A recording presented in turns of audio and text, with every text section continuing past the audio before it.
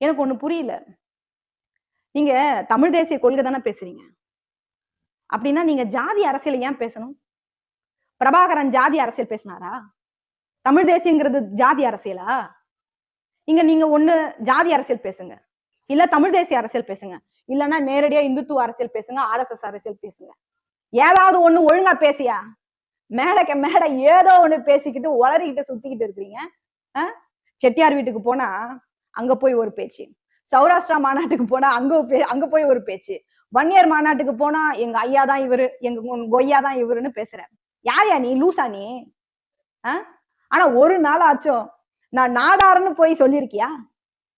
நான் நாடார் தலைமையில எல்லாரும் ஒன்று சேருங்கன்னு உங்களால சொல்ல முடியுமா? இதான் தைரியமான ஆளாச்சுங்களே.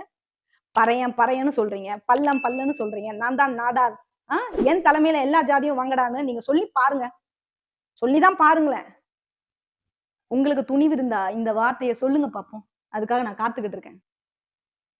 எல்லா ஜாதியையும் எல்லா மேடைகள்லயும் மேடைக்கு மேடை நான் பறையண்டா, நான் பல்லண்டா, நான் முத்திரையண்டா, நான் தேவண்டா, நான் மரவண்டா அப்படின்னு எல்லாத்தையும் சொல்றீங்கல்ல, வாய்க்கிழிய சொல்றீங்கல்ல. நீங்க போய் ஊர் தெருவுல நான் நாடார், நான் நாடால போறேன், என் பின்னாடி எல்லா ஜாதியும் வாங்கன்னு சொல்லுங்களேன் பாப்போம். சொல்லித்தான் பாருங்களேன். ஒருத்தன் உங்க பின்னாடி வரமாட்டான். ஒருத்தன் உங்க பின்னாடி வரமாட்டான். நீங்க இங்க இருக்கிற எல்லா ஜாதியும் சும்மா பேசி உசுப்பேத்திட்டு குளிர்காய நினைக்கிறீங்க. ஆர்எஸ்எஸ் செய்யற, பிஜேபி செய்யற வேலையை நீங்க நாசுக்கா தமிழங்கிற பெயரால அந்த அரிப்பை சொரிஞ்சுக்கிட்டே இருக்கீங்க.